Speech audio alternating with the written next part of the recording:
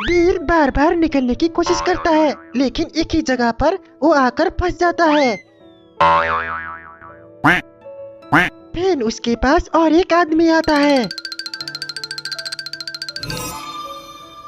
अरे बेटुआ, तुम कौन है? इधर कैसे आया और इधर क्या कर रहा है? क्या अभी तुम्हारी कुछ मदद कर पाबो? अरे मुझे नहीं पता मेरे साथ क्या हो रहा है। मैं एक ही जगह पर बार बार घूम कर आकर पहुंच जाता हूँ। पिछली बार और एक आदमी आया था, लेकिन वो जादू से गायब हो गया। क्या तुम भी भूत हो? अरे मैं कोई भूत नहीं हूँ। यहाँ पर सभी चीज रहस्यमय है बचुआ। अगर तुमको इधर से निकला होगा तो तुम्हें राजा से मिलना होगा। अब तुम डायरेक्ट राजा के नाम लेकर राजा के पास जाओ। बोलो भूल भुलैया राजा की जय। इतना कहते ही वो आदमी भी गायब हो जाता है। इस बार तो बीर और भी आश्चर्यचकित हो जाता है, क्योंकि सभी लोग गायब हो रहे थे। फिर बीर उस आदमी की बताए हुए राजा का नाम लेता है। जय भूल भुलैया राजा की जय। ये बोलते ही बीर भी वहाँ से गायब हो जाता है और सीधा राजमहल में जाकर पहुँचता है, जहाँ पर चारों ओर सिपाही थे और बीच में राजा बैठा हुआ था। स्वागत है बच्चे, स्वागत है। हमार दुनिया में स्वागत है। अगर तुम्हें इस दुनिया से अपनी दुनिया में वापस लौटना है तो तुम्हें मुझे हराना होगा। मैं हूँ इस दुनिया का राजा, राजा भूल भुलैया। राजा की ये बात सुनने के बाद फिर बीर बोलता है, ठीक है राजा जी, मैं आपकी बात मानता हूँ, लेकिन एक ही शर्त पर। अगर मैं जीत गया तो आप मेरे जितने भी लोग गायब हुए हैं सबको अपनी दुनिया में वापस भेज दोगे। क्या ये मंजूर है? जरूर जरूर मंजूर है, क्योंकि आज तक मुझे कोई नहीं हरा पाया। तो तू क्या हराएगा पिद्दी बच्चे? तू भी मेरी गुलाम बन जाएगा।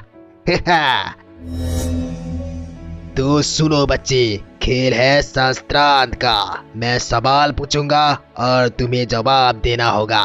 अगर एक भी सवाल गलत हुए तो तुम गए बच्चे। ये सुनने के बाद बीर सोचने लगता है, अरे मुझे इतना कहाँ आता है कि मैं इस राजा का सवाल का जवाब दे सकूं। ये तो बहुत विद्वान लगते हैं और मैं एक छोटा पिद्दी बच्चा।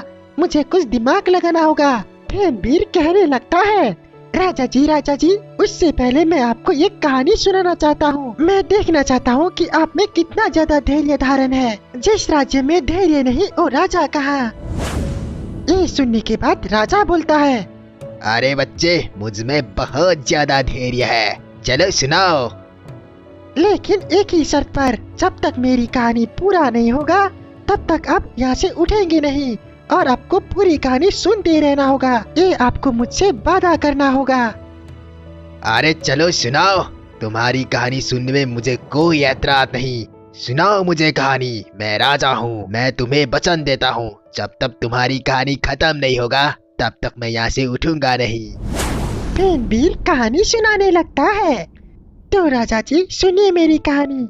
एक बहुत बड़ा पेड़ था और उसमें 1,00,000 पंछी बैठे हुए थे। फिर अचानक से एक बिल्ली आया। फिर वो बिल्ली पेड़ के ऊपर चढ़ने लगा। फिर उसने पहले एक चिड़िया को खाया। बहुत अच्छे। फिर आगे क्या हुआ? और फिर उसने और एक चिड़िया को खाया। हाँ ठीक है, और आगे बताओ।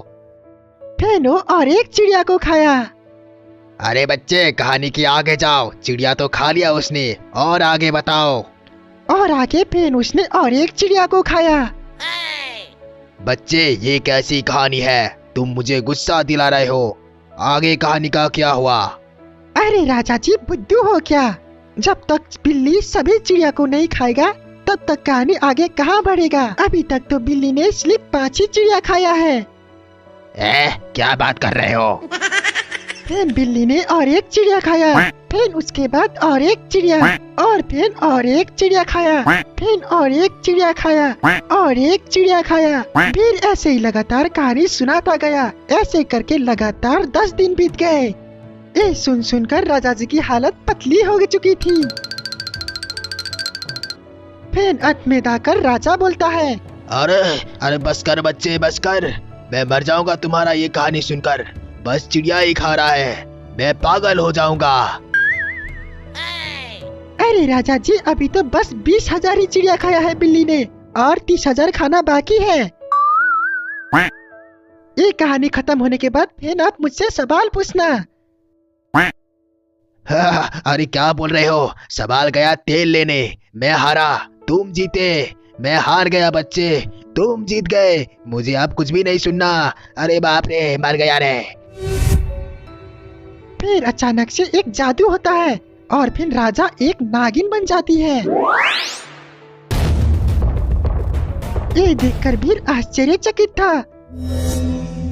ए बच्चे, मैं एक नागिन हूँ। किसी कारण की वजह से मैं श्रापित हो गई थी और मैं एक राजा बन गई थी इस दुनिया की, और यहाँ पर फंस गई थी। तुम्हारी वजह से मैं आज आजाद हो गई।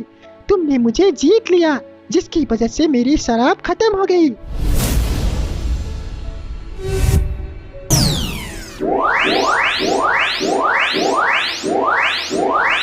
फिर वो जादुई नागिन वीर को अपनी दुनिया में पहुंचा देता है।